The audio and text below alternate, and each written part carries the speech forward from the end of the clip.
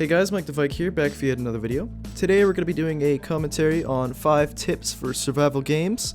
This has been requested a fair amount in the past year or two, and I think it's about time that I finally made this commentary. People seem to think I'm okay at games like Rust. I don't know about that. I think there's a lot of people that are far better at the game. I get killed a lot, of course.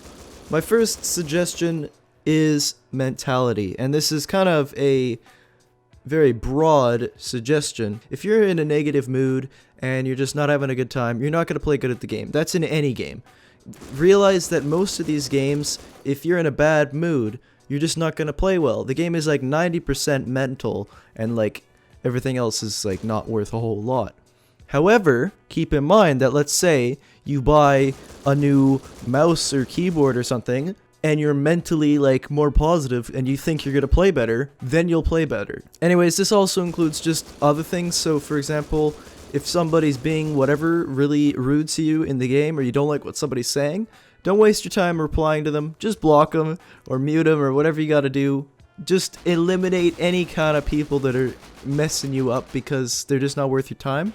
And also, I think one huge thing is to stay calm, because if you're freaking out because somebody's shooting at you, of course it's natural, there's nothing wrong with that, but try to just not overreact so much, because then you won't mess up, you'll be more focused, you realize, okay, it's a dumb idea to rush the guy, I should stay back and flank or whatever. And honestly, the only way you'll get that is, one, if you're aware that you're overreacting, and two, you have to play the game a lot. You freak out less because you've been in this situation a couple of times in the past. But first you have to think about and realize what you're doing. You know, you have to be open to changing your personality, honestly. One awesome thing about being somebody that records footage, like, you know, for my YouTube channel, is it allows me to kind of see how I react to stuff. Basically, by having the footage to go back to and see how I react to stuff, I can be like, oh, I overreacted there. Next time, I'm not going to do that. And you can basically develop your reactions by watching these videos. And that's what I was saying before about having to be aware of how you react.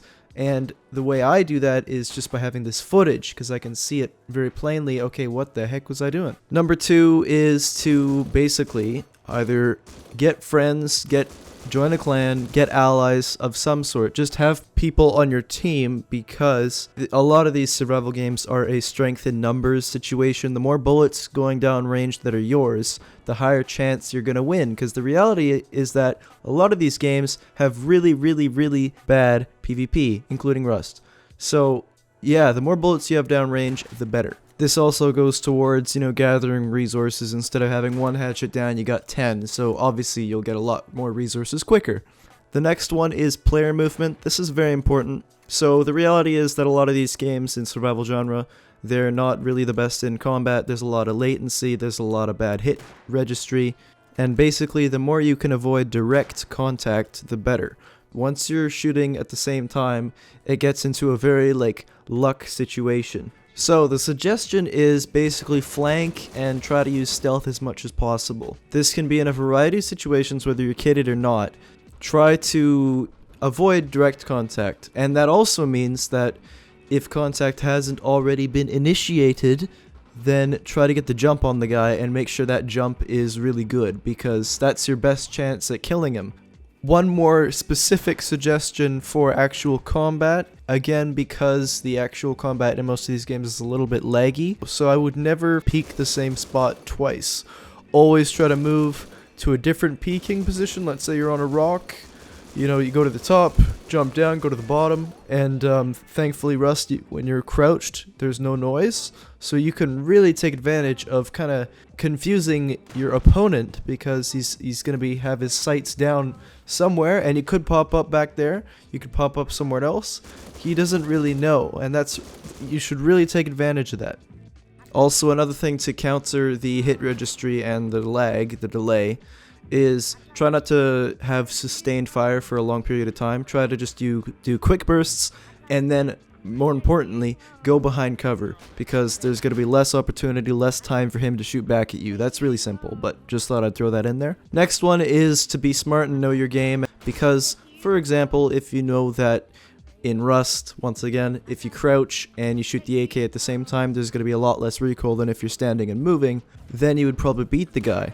So the more you know about the game, the more you know about healing, whatever it may be, just having that upper hand about the game is totally a very helpful thing. Next one, some of you guys may not like, but if you don't have a very good computer right now, the reality is you're going to be at a big disadvantage. A lot of these games are lacking that optimization for the lower end. I personally am doing fine in games like Rust and Ark, but this is an expensive computer and definitely overkill. If you're getting less than, let's say, 45 FPS in the game, you're going to be at a disadvantage.